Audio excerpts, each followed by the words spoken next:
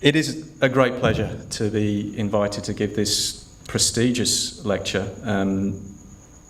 It was something that took me by surprise as I was lying on my couch, feeling sorry for myself, and then the invitation came in from the National Trust, and I very quickly said yes because I had nothing better to do.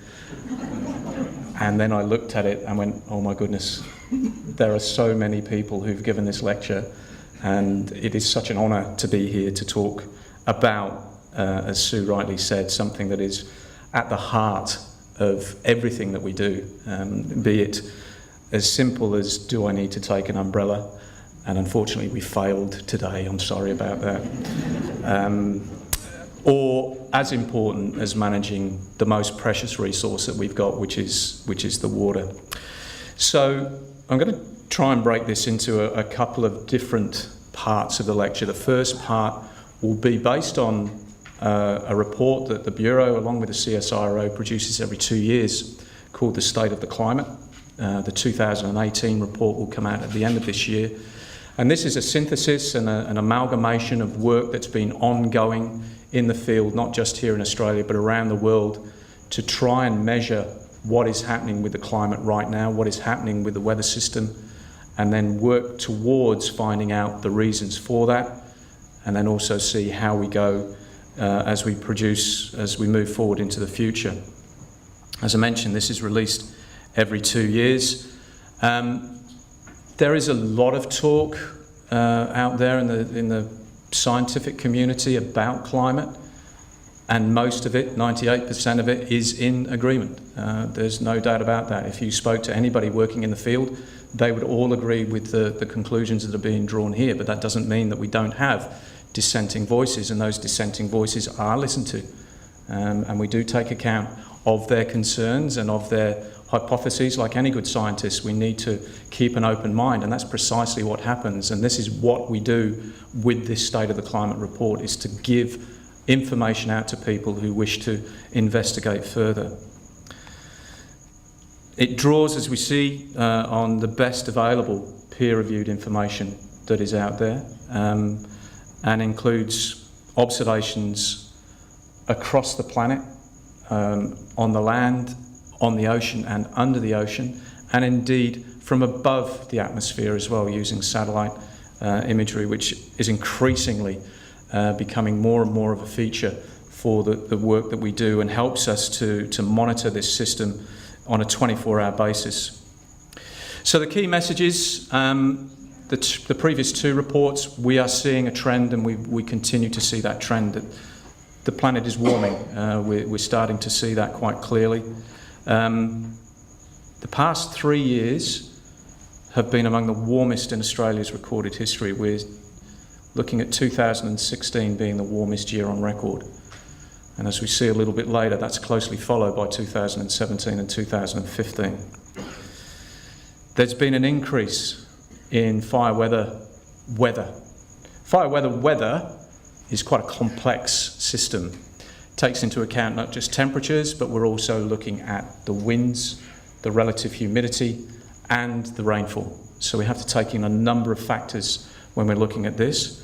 But what we are seeing is that fire weather has led to we've seen an increase in that fire weather season. The burn season, where agencies such as DFAS and the old Department of Parks and Wildlife, I have no idea what they're called these days. If anybody can enlighten me, I'd be very happy. It's playing hell with my emails, but never mind. They are noticing that the time when they can do controlled burns is that window is becoming smaller and smaller, and that's not just here in the West, that's across much of Australia as well. And it's not something that, for the people at the back of the room, they can look forward to. It's happening right now.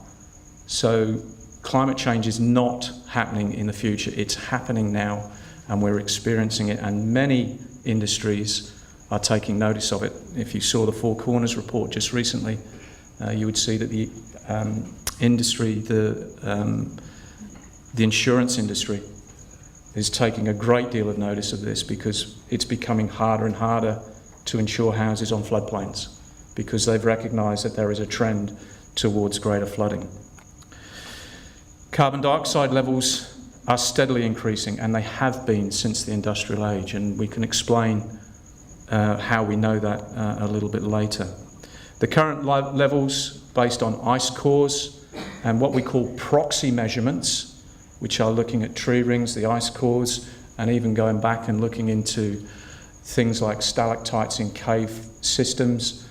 We're thinking that it's highly likely that we're at the highest point in the last 2 million years for carbon dioxide in the atmosphere.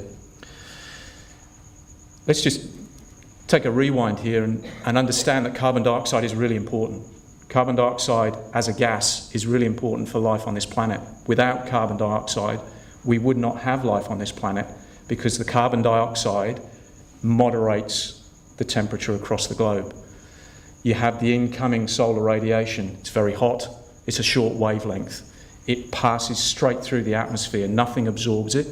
It hits the ground, warms the ground up. That ground then re-radiates, but at a longer wavelength. That in turn is then trapped by the greenhouse gases, of which carbon dioxide is one. And without that trapping, without that warming, our temperatures across the planet would be much, much lower than we are currently experiencing, on average around about 13 degrees across the whole globe. So it's important that we have that carbon dioxide. The problem that we have is that we think we're getting too much. 2017, after 2016 being the warmest year on record, was the second warmest year on record. The third warmest year on record, 2015. So when you have the warmest year on record, you do not expect to see in 15, as it was, then being replaced by 16. 17 was unique because there were no significant climate drivers, as we call them, to enhance the heating. 16 and 15 came on the back of an exceptionally strong El Nino event, and we'll talk about that in a moment. 17 actually occurred during the opposite of an El Nino, which is called a La Nina. La Nina for Australia often means an increase in rainfall. An increase in rainfall means an increase in cloud. Increase in cloud means a reduction in solar radiation. So if you have a La Nina that is now coming in as the third warmest, things are changing. The last 15 years have seen 16 of the warmest years on record. So again, for the generation that's sitting in the back of the room, they are going through years that are warmer than any of the older members in the audience have been through, which is quite sobering. The chart here tries to break this down a little bit. So we've colour-coded this with what we call neutral years. Those are years where there's not an El Nino or a La Nina. We've also thrown in there years where there's been major volcanic activity. Volcanoes have the impact of cooling the atmosphere. They take the eruption that comes out, the gases that come from that, the particulates that come out from the volcano, have the impact of filtering the solar radiation. They don't allow as much in, so you get a cooling effect. Mount Pinatubo was a classic when that happened, the year that happened. El Ninos, they tend to lead to, in eastern Australia, drought conditions. So lack of rainfall, no clouds, greater solar radiation, so therefore you would expect to see temperatures rise. So our hottest years are typically El Nino years. Conversely, the years where the La Nina is in effect should be a bit cooler, but what we are actually seeing now since the 1970s is that La Nina years now are warmer than El Nino years were prior to the 70s. So we're seeing this gradual increase in temperatures. The baseline there is the average, 30-year average from 1961 to 1990 or thereabouts, and the black line is the running mean. So we're trying to filter out the actual ups and downs of El Nino and La Nina years. We don't want to see those spikes. We want to remove the background signal, as we call it, so that we can get a trend. And it's fairly clear on that one that we're looking at the red starting to dominate, certainly from the 1970s. The trend upward is there. And as we can see, 2016 being the warmest year on record. 2017, some data sets do suggest that that was the third warmest. Other data sets suggest it was the second. But it's it's not a trivial amount, but the argument still holds that we are seeing a continuing warming trend, and 17 stands out for the very reason of it being a La Nina year, albeit a very weak La Nina. It's not just the land temperatures that we're seeing this, it's also the ocean temperatures as well. Across the whole of the ocean environment, we're seeing temperatures rising and the heat content increasing. And we're also seeing, as a result of that, sea levels rising on average around about 20 centimetres since the late 19th century. Again, reasons we'll go into that a little bit later. So if we dial back from the globe and come back into Australia, we can see, based on the reports, based on the observations that we've been gathering, and 1910 is a clear date for us. Prior to 1910, we did not have a consistent method of measuring temperatures around Australia. And indeed, around the world, there were a number of different ways of measuring temperature. How many of you Queenslanders at all in the audience? One or two? Yep. And you must have heard of a place called Cloncurry. Cloncurry held the dubious, and I call this dubious because why you would want to celebrate having temperatures that are nearly 50 degrees is beyond me, but Cloncurry held the record for a long time as being the warmest place in Australia. That was superseded by a place in South Australia called Oodnadatta. Now, you've got to believe me, as a POM, coming to Australia and seeing place names like Oodnadatta and still shaking my head as to how to spell it, like Gundawindi. Oodnadatta is now the hottest with about 50.7. Just think of that number, 50.7. What we found with Cloncurry was that the thermometer, the case in which it was sitting on top of a bunch of aluminium beer cans. So we thought that was rather, they're still getting a bit upset about that in Cloncurry. So Oodnadatta holds it. Here in WA, the hottest is at Mardi, 50.5. We knew it was hot because the lady who took the measurement for us called us at 9 o'clock on a Sunday morning, saying when she put the roast in the oven, it was already 43. She was putting a roast in the oven at 43 degrees. So when we're talking about rose gardens, this addiction to English cooking, unbelievable. So, but those two measurements are in what we call a Stevenson screen. That is a completely uniform method of measuring temperature, not just in Australia, but around the world. So specifications are absolute. So if you want to measure temperatures, you can get temperatures hotter than 50 degrees. They do it on Wide World of Sports all the time. They do it on Seven's network of tennis all the time. They put a thermometer in the middle of the court in the blistering sun on a radiating surface that's going to give them 60 or 70 degrees. And that's what they think is the temperature. But we're not. We're measuring the temperature of the air at around about 1.5 meters above the ground in a wooden box that's shielded from the sun's radiation and allows ventilation through it with very specific measurements. So that's why we have this 1910 threshold, because that's when we brought in the specifications around Australia. What we're also seeing, the duration, frequency and intensity of the extreme heat events, notwithstanding the last 2 summers in WA, the rest of the country has experienced one of its hottest summers on record. Southeastern Australia has seen temperatures in parts of Western Sydney exceeding 46, 47 degrees. Those events are occurring more frequently. Back in 2014, 15, we had 4 consecutive days of 40 degrees in Perth, which we'd not had before, going back to our temperature records going back into the 19th century. As we've mentioned, there's an increase in extreme fire weather conditions. So the temperature has a key part in that, but there are other things going on with fire weather, so it's not quite as clear cut.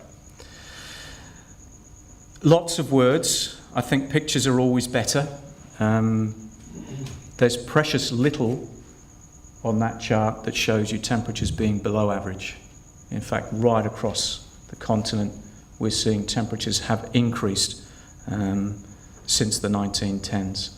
And as I said, we're seeing an increase of about 1 degree Celsius. not just the land, but the oceans around Australia are warming up as well. There's a couple of lines on here. There are trend lines, and then there are the spiky lines. The trend lines are the ones that we want to concentrate on. So the trend lines are showing us the way the temperature has changed over an 11-year period on a running mean. The spikes up and down are where we have El Nino, La Nina years, or we might have had volcanic eruption that's impacted something through the Australian region. So these trend lines are the really important ones, not just, as we often hear, it's been snowing in New York, what happened to global warming? That's a one-off weather event. We're looking climate change here, we're not looking at weather events. And by the way, those snowfalls in New York and the ones that we've seen in the UK are directly linked to changes in climate as well. With the temperatures, the trend in days per year where the temperature is over 35 is also going up. The one to look at here, because it says in the box where the rainfall has increased, the number of days has decreased. That makes sense, doesn't it? Because you're expecting to see those temperatures decrease because you have more rainfall. Whereas you look at the Dampier Peninsula up near Broome, and you can see quite clearly there that the trend is at its strongest. But isn't that the wet season, Neil? Yes, it is, but the wet season has failed on a few occasions, but the dry season is getting really hot, and the oceans around the Kimberley and through the top end are really warming up. Tropical cyclones rely on a temperature of 36.5 degrees Celsius for them to really thrive. We're starting to see temperatures of 36 degrees occurring sometimes as early as July. We're not going to get a cyclone in July. If anybody goes out and says that to the paper, Neil Bennett said there's going to be a cyclone in July, I've got names and addresses and I'll be coming for you. But it does mean that the conditions are ripe, and the sea surface temperatures are what are driving those increases in the daytime temperatures up in the north there as well. But again, you will not see any of the negative numbers in there. It's all on the up. Bit of statistics for you. Again, I'm sure the teacher at the back there with students is going to love this. Let's get them onto the bell curves. Let's see what the frequency distribution is. This is all good stuff. But you will notice that the chart on the left, we're starting to see those lines shifting to the right. That shift to the right means that the average temperatures are increasing. If you increase the average temperatures, it means the extremes will increase as well. And if you increase the extremes, that means you're going to get hotter temperatures. So we're starting to see that increase in temperatures above 35 degrees. Those days above 40 degrees are becoming more common. We're starting to hit 44, 45 degrees, as we've seen in Sydney. 48 is happening now.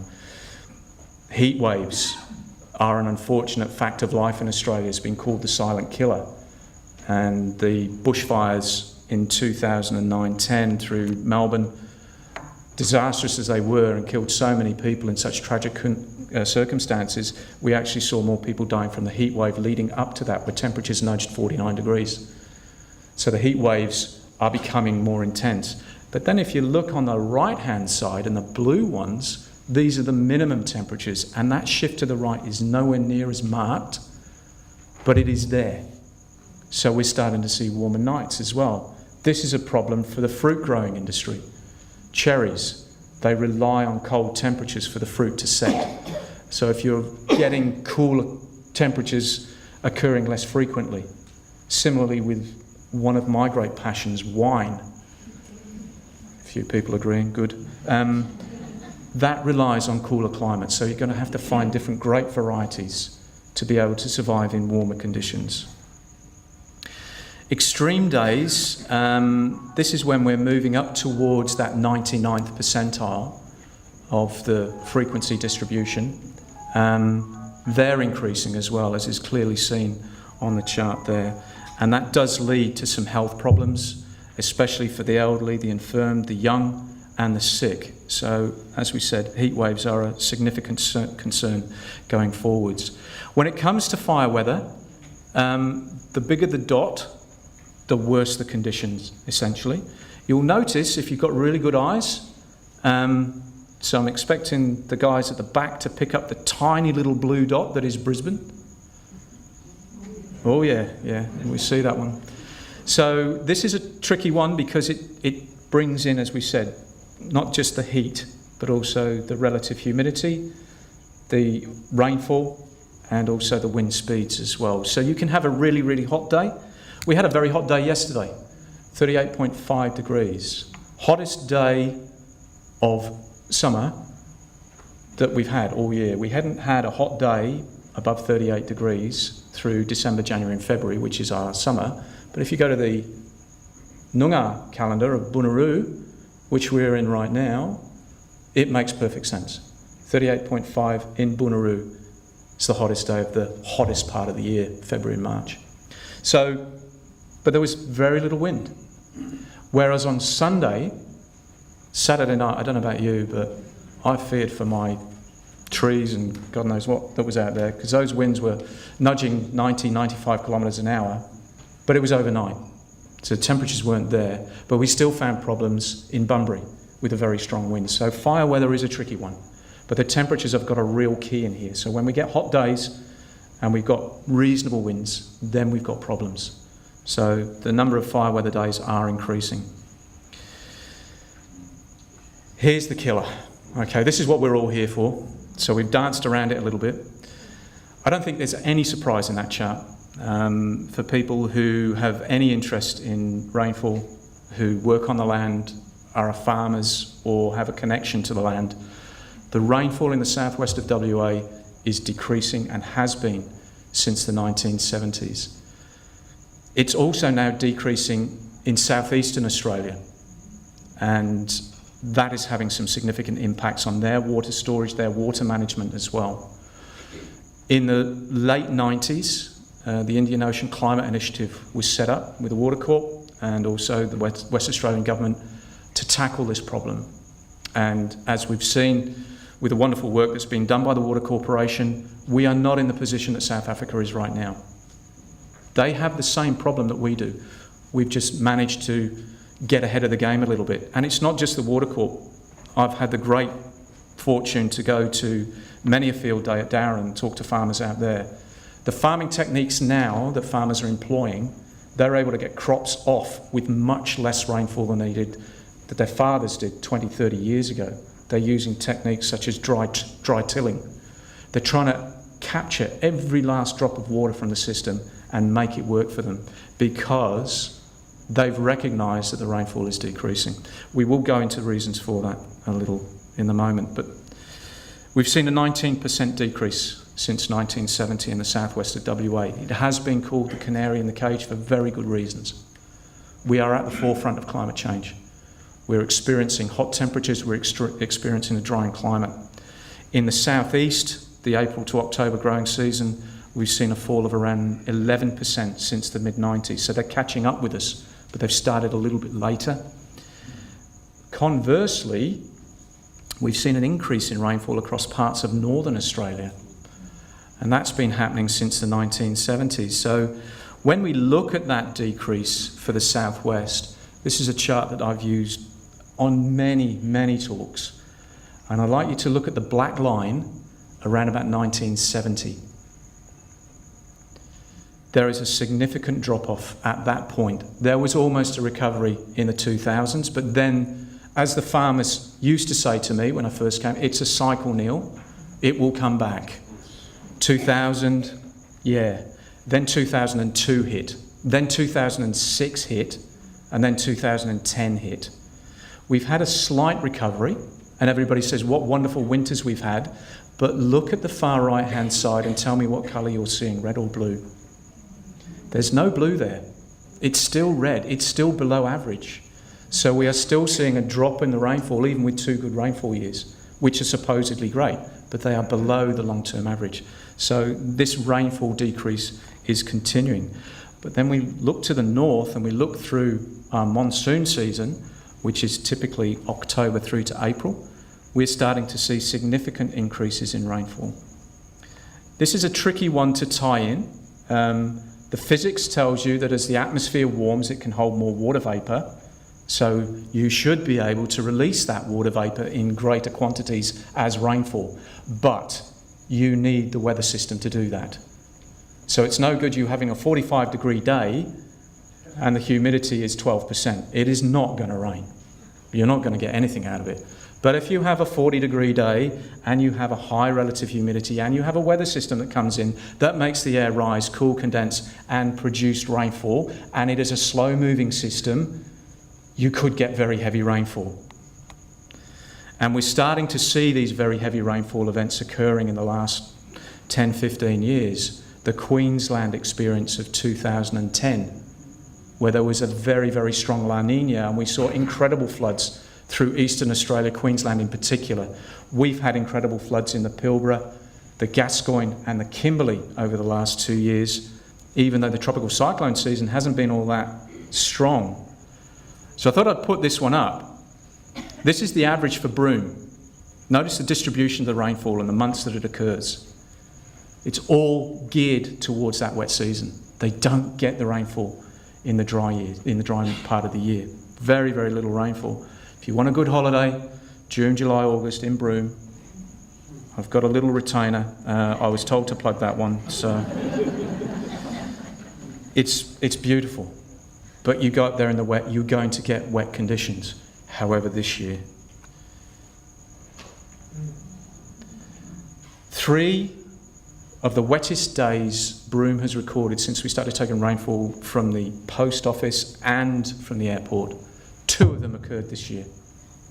There was a 400 plus millimetre fall in January and a 300 plus millimetre fall in February. January was the wettest January on record.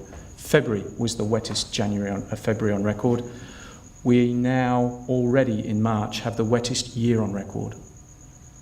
1.5 metres of rain has fallen there as a result of a combination of weather systems in an environment that allowed that rain to fall. But if the weather systems weren't there, that rain would not fall. So it is a tricky one to pull, to say that these northern rainfall amounts are changing because of the warming atmosphere. The data set's not that great, so we need to be a bit cautious about that. But I think it's an illustration of just how much rain can fall out of these systems on any given day. Through our oceans, we're starting to see warming right across. The heat content is increasing, not just at the surface, but down to a depth of around about 2 kilometres. That has the impact through something called heat expansion. Okay, there is the hoary old one, oh look, I've got ice in my cup and I melt it and nothing happens.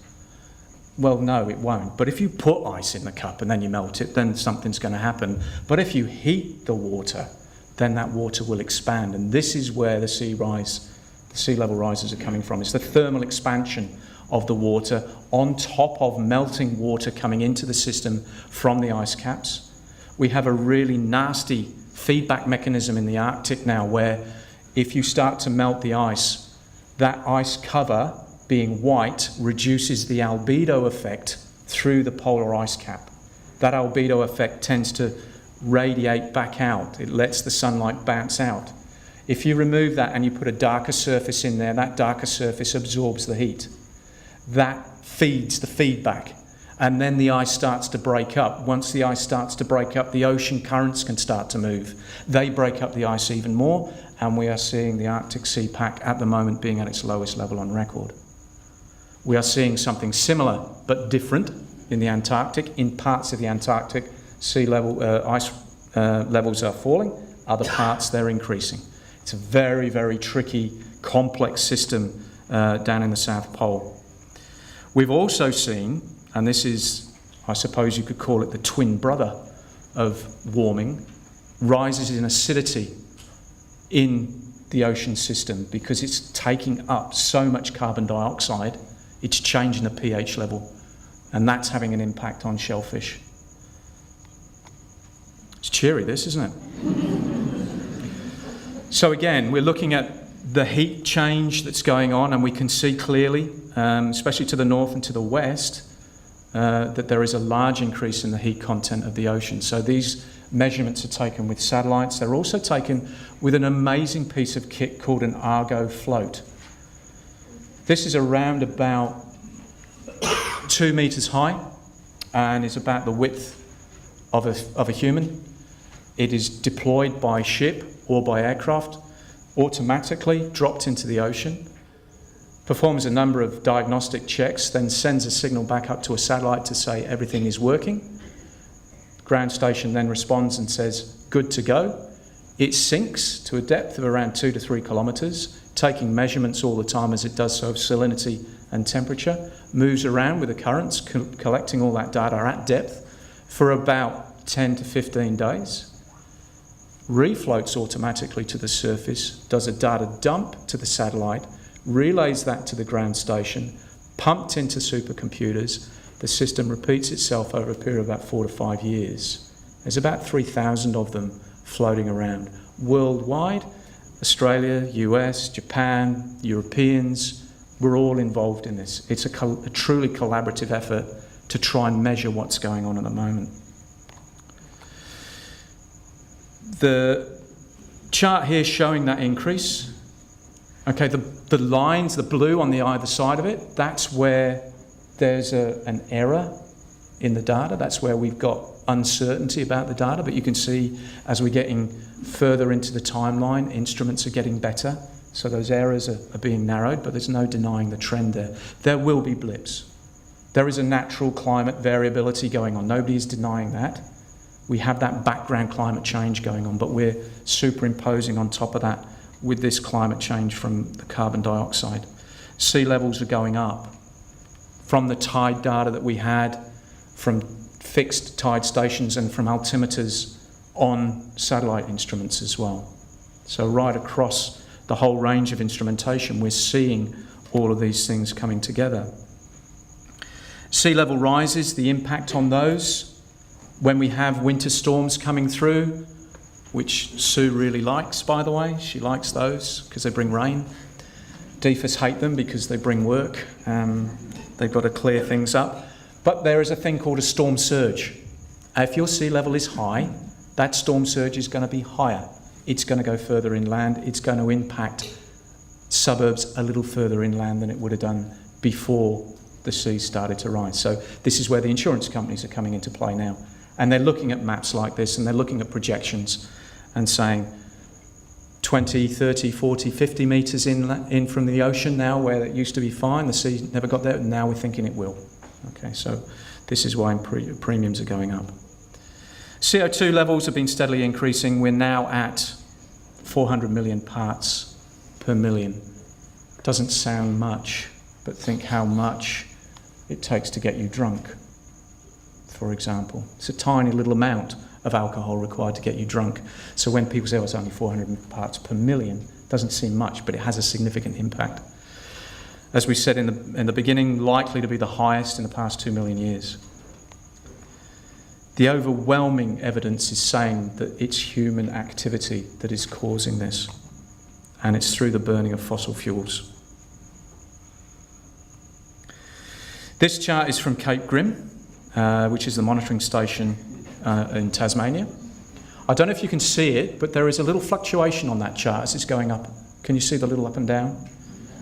This is actually the planet breathing, because this is the uptake and download, if you like, of carbon from from deciduous forests in the northern hemisphere. So as it moves into spring, the leaves come up, takes up the atmosphere, takes up the carbon, so the levels drop off. And then in winter, it drops the leaves, the carbon is released, levels go up. It's fascinating. Many a day spent looking at this. Monitoring of the gases, there are a number of greenhouse gases. There's not just carbon dioxide in there. We have water vapour, but the top one is an amalgam of all of the gases that we monitor. Methane is a particularly nasty gas. Cows are a major issue with that. But permafrost and the release of methane from permafrost in the tundras in the northern hemisphere is another issue. You'll see as well in there something called synthetic greenhouse gases. Montreal Protocol, 1976. That's when every nation in the world signed an agreement that they would remove chlorofluorocarbons from the atmosphere to protect the ozone hole. Nobody batted an eyelid then, and it's working. You can see the flat line happening where those CFCs have been removed. They're from your refrigerants, your air conditioning units, your car air conditioning units, and all those sorts of things. So the red line is the increase in carbon dioxide. Absolutely clear as day since the 19th century. The one on the right, the blue one, tells us that that is carbon coming from fossil fuels. So that isotope, that carbon-13 isotope, that is as a result of the burning of fossil fuels.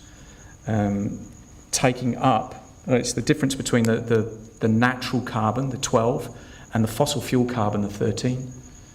So as that changes, as you're taking up more of the natural and you're replacing it with the fossil fuel, you're getting a greater negative impact on the numbers, and that tells us that the actual impact on the fossil fuel burning is increasing.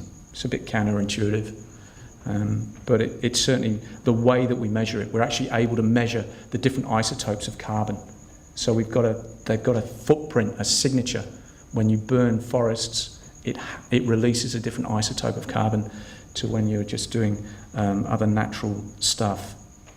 So there's sinks as well. We're starting to see the ocean taking up a huge amount of CO2 in the ocean sinks there, but it may well be that we're starting to see that is possibly coming not to an end, but it may be that we're reaching maximum capacity there. But we're certainly seeing the emissions continuing to rise, and we're trying sequestrations, those sorts of things, but the vast majority of that sink is from the ocean. So does it have an impact? Does all of this have an impact? Well, the way that we can do this, we run computer models all the time, and we look at how they're playing out. And one thing that you have to do is you've got to be able to replicate what is happening right now with your computer model. Okay, if you can't get what's happening right now with your computer model, then by running it forward, you've got no faith in it. So when the models are being developed, they run them backwards for a certain period of time, the climate models, and then they run them forward. Do they replicate what is happening right now?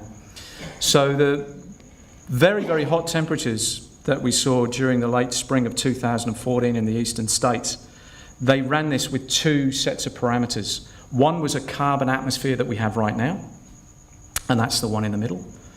And whilst it's not perfect, you can certainly see that there was a fairly large area where it was very warm.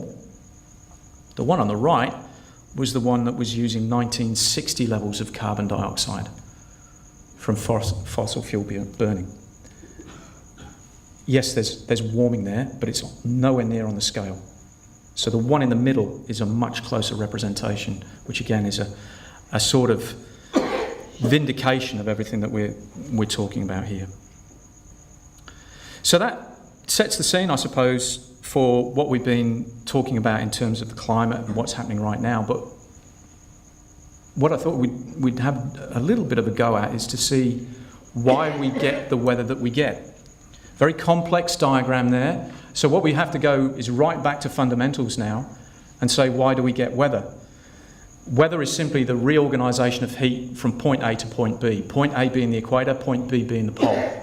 So what we're trying to do is take that excess of heat from the equator, because that's where the sun's rays impact the strongest, and then move them to the areas where it doesn't. If it didn't do that, if there was no equilibrium, then there wouldn't be life on Earth. So the way that it does that, it heats the atmosphere at the surface, that air rises, cools, condenses, and then slowly spreads north and south to around about 30 degrees north and south. At 30 degrees north and south, it slowly descends. As air goes up, you get low pressure systems. As air comes down, you get high pressure systems. As air comes down, it does the opposite of cooling and causing condensation. It warms and dries. So where air is descending, you have no cloud. 30 degrees north and south, that's where all the deserts are. 40 degrees south, that's where Perth is. And we're just on the outskirts of what we call the subtropical ridge. And it's the movement of that subtropical ridge that gives us the weather that we do. We have other climate drivers that help with this. The two main ones that we'll touch on very briefly here, the Indian Ocean Dipole and the El Nino Southern Oscillation, or ENSO. But I want us to concentrate on this subtropical ridge. So That position at around about 30 degrees south is not fixed. On a daily basis, it moves north and south, and it drives the weather. We all know which way the winds go around high pressure systems, don't we? Anticyclone, anti-clockwise. Easiest way to remember it, southern hemisphere. Northern hemisphere folk have a bit of a difficult one because it goes the other way. Okay, so the southern hemisphere, anticyclones, anti-clockwise. So when the air hits the ground at the surface at around about 30 degrees north and south, it is going to spread north and south. In the southern hemisphere, as it spreads north and south, it is deflected to the left by a force called Coriolis. That gives us southeasterly trade winds, and it's deflected to the left on the southern part as well. That gives us the westerly winds. So on the southern side of the high pressure system, we get westerlies. On the northern side, we get easterlies. So if we look at the southern side, the southern position in the summer, where that high pressure system sits is south of Perth. So we've then got to the north of that high pressure system, easterly winds. Where that air is coming from into Perth, is it coming from dry or wet conditions? Dry. It's not got any cloud in it, so cloud seeding is not an option. Okay, it's not going to work because we've got nothing to seed it with. So we've got dry easterly winds. And in normal summers, the last two have been a little bit cooler, we get very hot air coming in from the Pilbara and the Gascoyne. The Marble Bar heat wave record, I hope, will never ever get beaten, where they had 40 plus days of 100 degrees or more. I'm talking Fahrenheit, not Celsius now. So that very hot Pilbara area, that air gets dragged in towards Perth, that's where we get the 40 degree days. That's where we get dry heat. We don't get the heat that they do on the eastern seaboard because the same element is happening. But where's the easterly coming from? Into Sydney. It's coming from the ocean. Any New South Wales people here? I don't know how you live in Sydney or New South Wales in summer. Seriously, it is horrible because of the humidity. Similarly with Darwin, it just does me. So that moist air comes in, produces thunderstorms, clouds, very wet summers. Whereas for us, we're getting these very dry summers. Then if we change it to winter, we move that ridge further to the north. We're now on the southern side. We've now got westerly wind. Where's the air coming from? Hot or dry or wet? It's coming from the wet areas. It's coming from the ocean. It's bringing up the cold fronts, which Sue and the Water Corps love because we need that. If we don't get that rain in winter, we don't get it in summer unless we get a really unusual tropical low, tropical cyclone event. We absolutely need that rainfall in the winter. And that is why we have the distribution of rainfall that we've got in Perth. See the spikes in the winter months and then dropping right off in the summer months. We can compare that though to Melbourne, which is just wet all year long, which beggars the question why they've got so many people living there. But they're under the influence of air coming up from the south a lot of the time. They get cloud bands coming down to them in the summer as well, so they've got all sorts going on there. The other two that we've got, very, very briefly, the El Nino Southern Oscillation. We've heard this. El Nino is the Christ child. It comes from the Spanish because the Chileans, they were the first to really recognise this, had an impact on their fishing of anchovies off the South American coast. It's an upwelling of cold water which tends to weaken the trade wind flow across the equator in towards Australia and reduces the amount of convection in the eastern states. Not so strong in WA, but it leads to a reduction in rainfall. You then will go through a phase, sometimes it's a straight flip over into La Nina, which is the opposite. So instead of getting a weakened trade wind flow, you get a strong trade wind flow. That drives the convection right into Australia and enhances the rainfall in the summer months. And then you have the neutral, which is the phase in between.